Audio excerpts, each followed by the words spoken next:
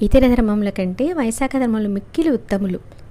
వైశాఖ మాసమున బహిస్నానం చేసిన వారు శ్రీ మహావిష్ణువునకు ప్రియమైన వారు. అన్ని ధర్మములు ఆచరించి స్నాన దానాచములు ఎన్ని చేసినను వైశాఖ మాస ధర్మములు ఆచరింపనిచో అట్టివారికి శ్రీహరి దూరంగా ఉండును.